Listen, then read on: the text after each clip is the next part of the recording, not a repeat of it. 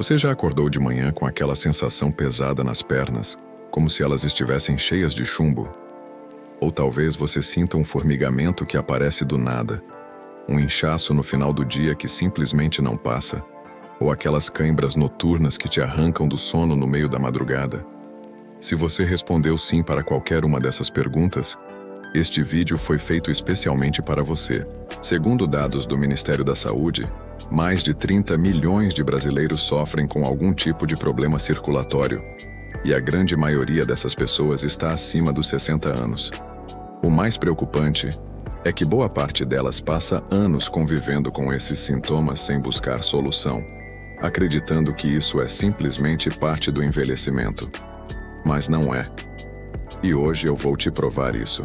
Ao longo deste vídeo, você vai entender por que a circulação nas pernas piora com a idade, quais são os sinais que o seu corpo está mandando agora mesmo e que você talvez esteja ignorando, e o mais importante, qual é o exercício mais eficaz para reativar a circulação, com um passo a passo completo que você pode começar a fazer ainda hoje, dentro de casa, sem precisar de nenhum equipamento.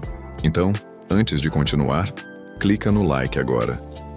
Esse gesto simples ajuda este conteúdo a chegar até outras pessoas que também precisam dessa informação. E se você conhece alguém acima dos 70 anos que sofre com esse problema, compartilhe este vídeo com essa pessoa. Pode ser que você esteja salvando a saúde dela. Vamos começar. Por que a circulação nas pernas piora com a idade? E o que acontece? Se você ignorar, vamos começar pelo começo, porque para resolver um problema de verdade, você precisa primeiro entender o que está causando ele. E no caso da circulação nas pernas, a explicação começa dentro dos seus vasos sanguíneos. Com o passar dos anos, as artérias e veias do nosso corpo passam por um processo natural de enrijecimento. As paredes dos vasos, que na juventude são flexíveis e elásticas, vão perdendo essa característica gradualmente.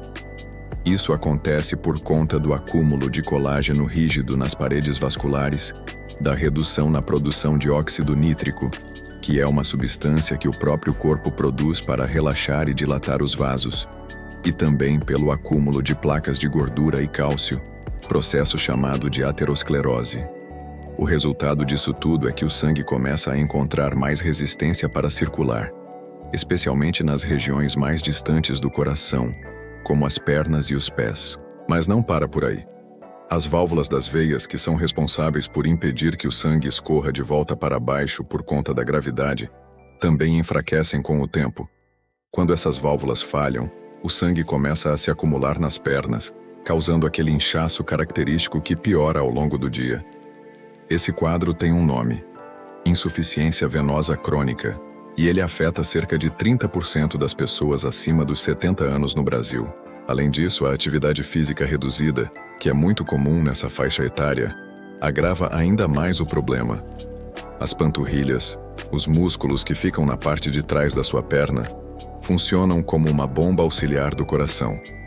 Cada vez que você contrai esse músculo ao caminhar ou se movimentar, ele empurra o sangue de volta para cima, contra a gravidade. Quando você para de se mover, essa bomba para de funcionar e o sangue fica estagnado. E aqui está o ponto que muita gente não sabe. Sangue estagnado não é apenas desconfortável. Ele é perigoso. A estagnação sanguínea aumenta o risco de formação de coágulos, condição conhecida como trombose venosa profunda, que pode levar a complicações gravíssimas como o tromboembolismo pulmonar, quando o coágulo se solta e vai parar nos pulmões. Segundo a Sociedade Brasileira de Angiologia e Cirurgia Vascular, a trombose mata mais de 80 mil brasileiros por ano, e a má circulação nas pernas é um dos principais fatores de risco. Outro risco igualmente sério é o desenvolvimento de úlceras vasculares, feridas que aparecem nas pernas e que têm grande dificuldade de cicatrizar, justamente porque o tecido não recebe sangue suficiente. Essas feridas são extremamente dolorosas, de tratamento longo e caro, e em casos mais graves podem evoluir para amputações. Eu sei que parece pesado ouvir tudo isso, mas preciso que você entenda a gravidade da situação para que você leve o que vou te ensinar neste vídeo a sério. A boa notícia, e ela é muito boa, é que o exercício certo tem o poder de reverter boa parte desse processo. Não é exagero, é ciência. E eu vou te mostrar exatamente como fazer isso nos próximos capítulos. Mas antes de continuar, me conta aqui nos comentários. Você sente algum desses sintomas nas pernas? Inchaço, peso, formigamento ou cãibras? Escreve aqui embaixo, porque a sua resposta vai me ajudar a criar conteúdos ainda mais direcionados para o que você precisa. Os sinais de alerta que seu corpo está mandando agora mesmo. Se tem uma coisa que eu aprendi ao longo de décadas trabalhando com saúde, é que o corpo humano nunca mente. Ele sempre avisa antes de um problema se tornar grave. O que acontece é que a maioria das pessoas não sabe interpretar esses sinais. Ou pior, sabe que algo está errado, mas decide ignorar porque acha que aquilo vai passar sozinho. E é exatamente esse comportamento que transforma um problema tratável em uma complicação séria. Vou te apresentar agora os sinais mais comuns de má circulação nas pernas. E quero que você preste muita atenção, porque alguns deles são tão sutis que passam anos despercebidos. O primeiro e mais clássico é o inchaço nos pés e tornozelos, especialmente no final do dia. Muita gente acha que isso acontece porque ficou de pé ou sentado por muito tempo, e de fato isso contribui. Mas quando esse inchaço começa a aparecer com frequência, mesmo em dias em que você não fez nada fora do normal, é o seu corpo dizendo que as veias estão com dificuldade de devolver o sangue para o coração. O líquido que deveria estar circulando começa a vazar para os tecidos ao redor dos vasos. E é isso que forma aquele inchaço mole que fica marcado quando você pressiona com o dedo. O segundo sinal é a sensação de peso ou cansaço nas pernas, mesmo sem ter feito esforço físico. Muitas pessoas descrevem isso como se as pernas estivessem pedindo para descansar o tempo todo. Esse peso é resultado direto do acúmulo de sangue nos membros inferiores, e ele tende a piorar no calor, porque o calor dilata as veias e facilita ainda mais esse acúmulo. O terceiro sinal são as cãibras noturnas. Aquelas contrações musculares involuntárias que aparecem de madrugada, geralmente na panturrilha ou no pé, e que causam uma dor aguda e repentina. Quando a circulação está comprometida, o músculo não recebe oxigênio e nutrientes em quantidade suficiente, e ele responde a essa privação com espasmos. Se você acorda com cãibras mais de 2 vezes por semana, isso não é normal e merece atenção. O quarto sinal é o formigamento ou dormência, especialmente nos pés e dedos. Esse sintoma aparece quando os nervos da região também começam a ser afetados pela falta de circulação adequada. É diferente daquele formigamento que acontece quando você cruza as pernas por muito tempo. Esse é persistente, aparece sem uma causa óbvia e, muitas vezes, vem acompanhado de uma sensação de frieza nos pés, mesmo quando o resto do corpo está aquecido. O quinto sinal é a presença de varizes ou veias aparentes. Elas não são apenas um problema estético. As varizes são veias que dilataram e perderam a capacidade de transportar o sangue de forma eficiente. Quando aparecem em grande quantidade, especialmente as do tipo tortuoso e em relevo, indicam que o sistema venoso da perna está sobrecarregado. E o sexto sinal, talvez o mais ignorado de todos, é a mudança na coloração da pele das pernas.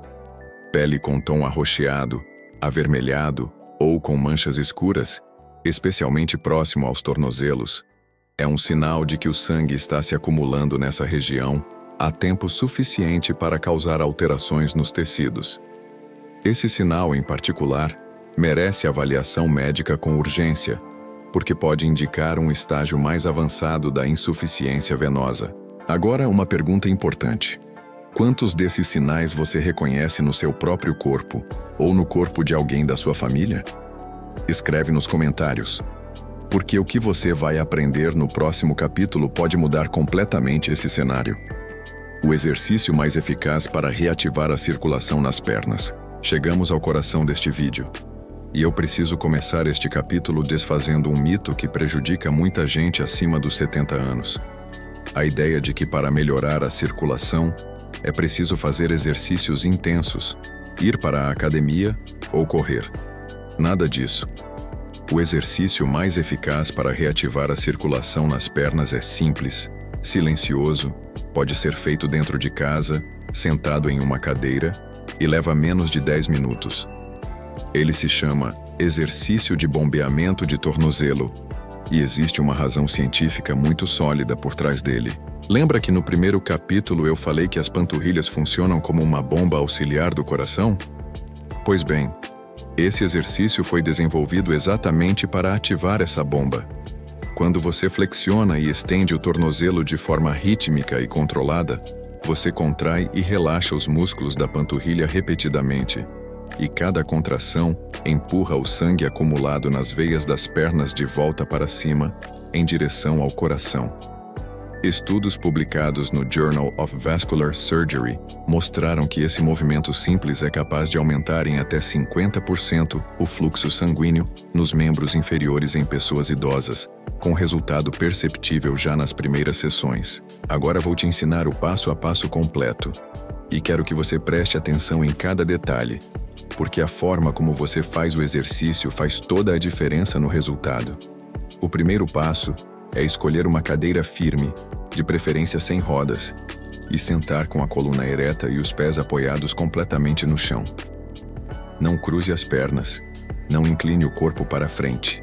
Postura ereta, costas apoiadas no encosto da cadeira, ombros relaxados. O segundo passo é o movimento de flexão plantar.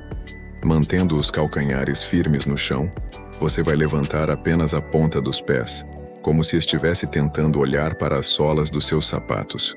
Suba devagar, em 2 segundos, segure a posição por 1 segundo no alto e desça devagar em mais 2 segundos. Sinta a contração na panturrilha. Esse é o ponto onde a bomba está trabalhando. O terceiro passo é o movimento inverso, chamado de dorsiflexão. Agora você vai manter as pontas dos pés no chão e levantar apenas os calcanhares, como se estivesse pisando na ponta dos pés, mas em sentido contrário. Suba, segure, desça. 2 segundos para cima, 1 segundo no topo e 2 segundos para baixo. Esse movimento trabalha a parte frontal da perna e complementa a ação de bombeamento. O quarto passo é alternar os 2 movimentos de forma contínua e rítmica, como se você estivesse pedalando em câmera lenta com os pés no chão. Flexiona, estende, flexiona, estende. O ritmo deve ser confortável, sem pressa, sem tensão. Respire normalmente durante todo o exercício. A duração ideal para começar é de 3 minutos contínuos, 2 a 3 vezes ao dia. Parece pouco, mas é o suficiente para gerar um impacto real na circulação. Conforme você for se adaptando ao longo das semanas, pode aumentar para 5 e depois para 10 minutos por sessão. O melhor horário para fazer esse exercício é logo pela manhã, antes de se levantar da cama ou logo após o café da manhã, quando o corpo ainda está saindo do repouso noturno e a circulação está mais lenta. O segundo melhor momento é no final da tarde, quando o inchaço e o peso nas pernas tendem a ser maiores. E se você passa muito tempo sentado ao longo do dia, seja assistindo televisão ou em frente ao computador, fazer esse exercício a cada hora é uma estratégia poderosa para evitar a estagnação do sangue. Uma variação importante para quem tem mais mobilidade é fazer o mesmo exercício em pé, apoiando as mãos em uma parede ou no encosto de uma cadeira para manter o equilíbrio. Em pé, o efeito gravitacional é maior, o que exige ainda mais trabalho dos músculos da panturrilha e potencializa o resultado. Salva esse vídeo agora para não perder o passo a passo, porque no próximo capítulo eu vou te mostrar a sequência completa, com aquecimento e alongamento, para você ter uma rotina inteira e segura para fazer todos os dias em casa. A sequência completa, do aquecimento ao alongamento final. Agora que você já conhece o exercício principal, chegou a hora de montar uma rotina completa, segura e eficaz. Porque fazer apenas um exercício isolado já ajuda, mas quando você encaixa esse movimento dentro de uma sequência bem estruturada, com aquecimento adequado e alongamento no final, O resultado é muito superior. É a diferença entre acender uma vela e ligar um holofote. Antes de começar qualquer atividade física, independentemente da intensidade, o aquecimento é obrigatório. E isso vale ainda mais após os 70 anos, quando os músculos, tendões e articulações precisam de um tempo maior para se preparar para o movimento. Pular essa etapa é um dos erros mais comuns que levam a lesões desnecessárias em pessoas idosas. O aquecimento desta sequência dura apenas 3 minutos e pode ser feito sentado na cadeira. Comece com movimentos circulares do tornozelo. Apoie o calcanhar direito levemente no chão, levante a ponta do pé e faça 5 rotações lentas para um lado e 5 para o outro. Depois, repita com o pé esquerdo. Esse movimento lubrifica a articulação do tornozelo e já começa a despertar a circulação local. Em seguida, faça o movimento de marcha sentada. Eleve um joelho de cada vez, alternando os lados como se estivesse caminhando no lugar, mas sem sair da cadeira. Faça isso por 1 minuto, em ritmo tranquilo. Esse movimento ativa os músculos da coxa e do quadril, que também têm papel importante na circulação dos membros inferiores. Finalize o aquecimento com 3 respirações profundas e conscientes. Inspire pelo nariz contando até 4. Segure por 2 segundos e expire pela boca contando até 6. Parece simples demais para fazer diferença, mas a respiração profunda aumenta a pressão dentro do tórax, o que ajuda a puxar o sangue das pernas de volta para o coração. É fisiologia pura. Agora você está pronto para a parte principal. Execute o exercício de bombeamento de tornozelo que eu ensinei no capítulo anterior, com a alternância de flexão plantar e dorsiflexão por 5 minutos contínuos. Mantenha o ritmo constante, a postura ereta e a respiração fluindo naturalmente. Se em algum momento sentir desconforto além do cansaço muscular normal, pare e descanse. Após os 5 minutos de bombeamento, adicione mais um exercício complementar que poucos conhecem, mas que é extremamente eficaz: a elevação dos membros inferiores. Ainda sentado na cadeira, estenda uma das pernas à sua frente, deixando-a paralela ao chão por 5 segundos. Depois abaixe devagar. Alterne as pernas e repita 10 vezes cada uma. Esse movimento trabalha os músculos da coxa e força o retorno venoso de uma região que normalmente fica muito parada durante o dia. Agora chegamos à parte final da sequência, o alongamento. E eu preciso que você leve essa etapa tão a sério quanto o exercício em si, porque é durante o alongamento que os músculos liberam completamente a tensão acumulada. Os vasos se expandem e o fluxo sanguíneo se normaliza de forma plena. O primeiro alongamento é para a panturrilha. Fique em pé, apoie as mãos na parede, avance um pé à frente e deixe o outro para trás com o calcanhar bem firme no chão. Incline o corpo levemente para frente até sentir um estiramento na parte de trás da perna que ficou atrás. Segure por 20 segundos e troque de lado. Esse alongamento é um dos mais poderosos para liberar a tensão nas veias da panturrilha. O segundo alongamento é feito de volta na cadeira. Sente-se na beira do assento. Estenda uma perna à frente com o calcanhar no chão e a ponta do pé apontando para cima. Incline levemente o tronco para frente, como se fosse alcançar o pé, até sentir o estiramento na parte posterior da coxa e na batata da perna. Segure por 20 segundos e troque de lado.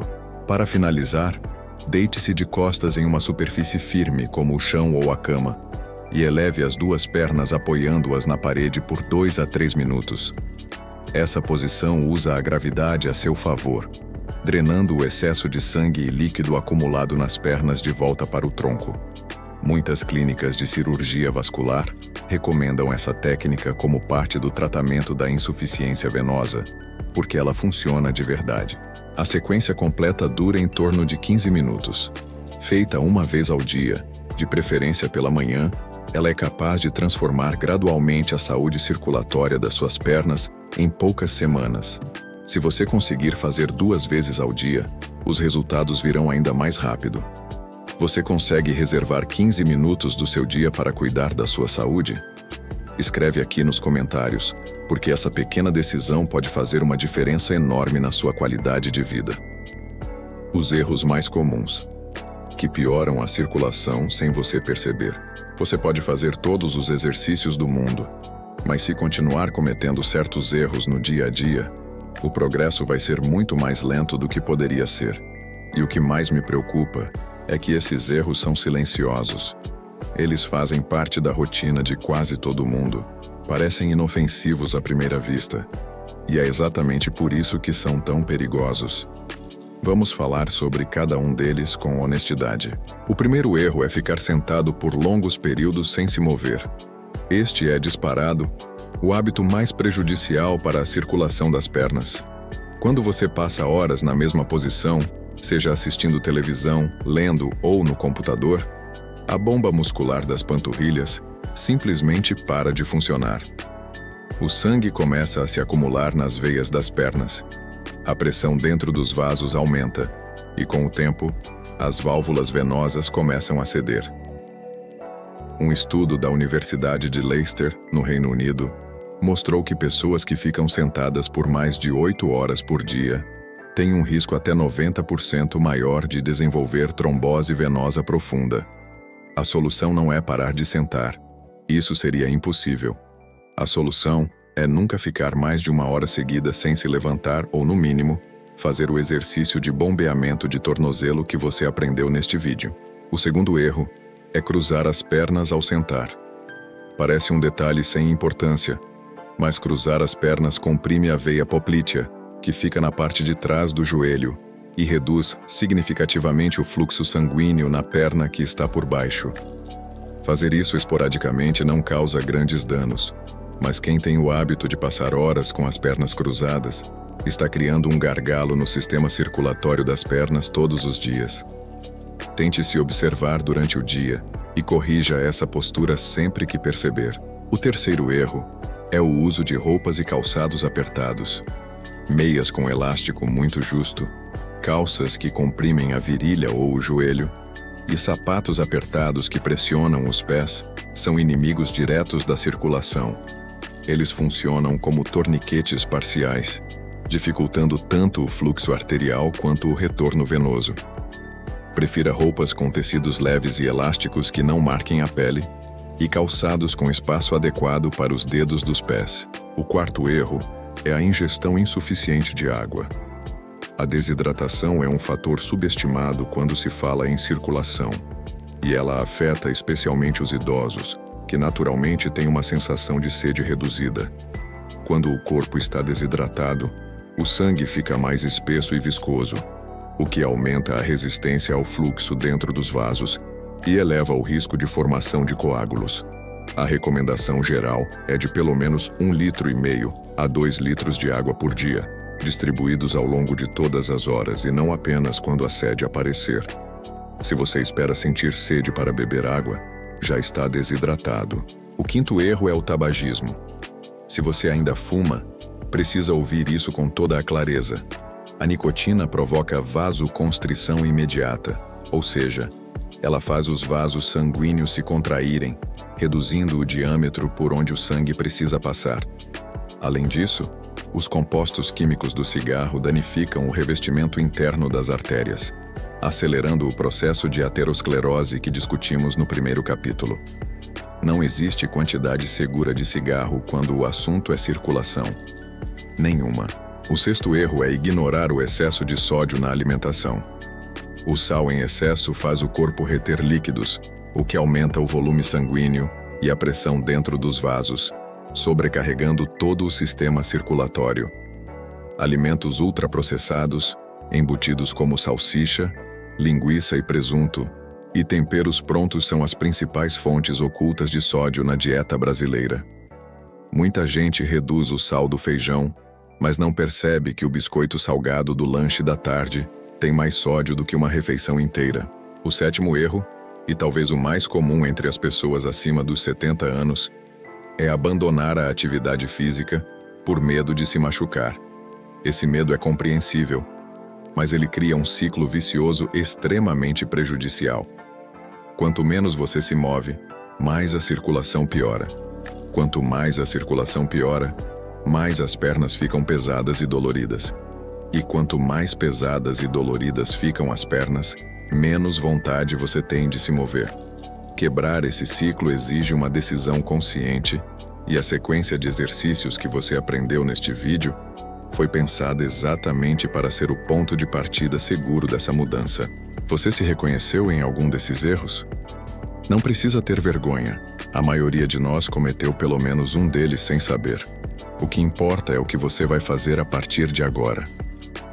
E falando em fazer, no próximo capítulo eu vou te mostrar o que colocar no prato para potencializar ainda mais os resultados dos seus exercícios.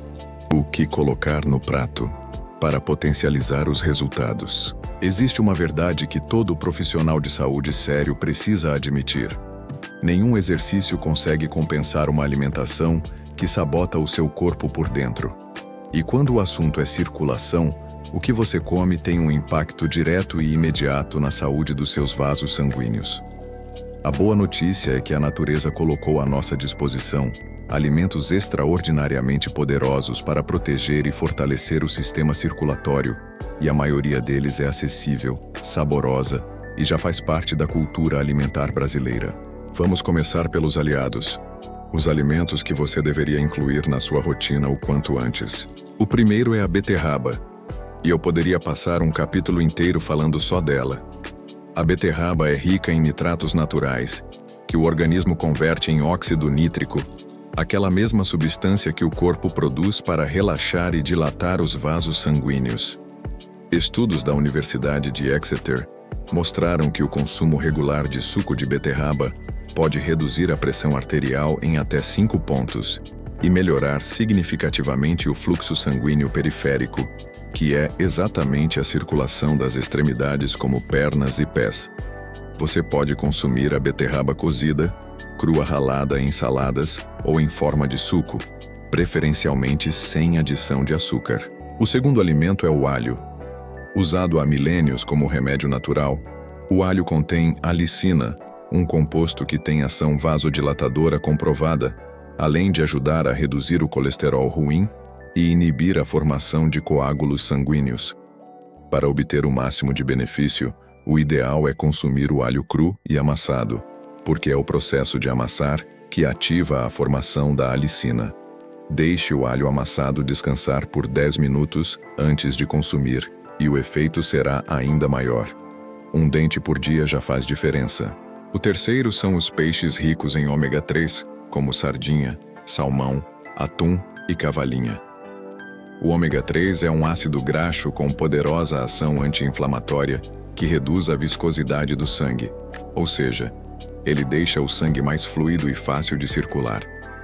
Além disso, protege o revestimento interno das artérias contra danos oxidativos, que são um dos principais gatilhos da aterosclerose. A recomendação é consumir peixes gordurosos pelo menos 2 vezes por semana. E aqui vai uma informação importante para o bolso.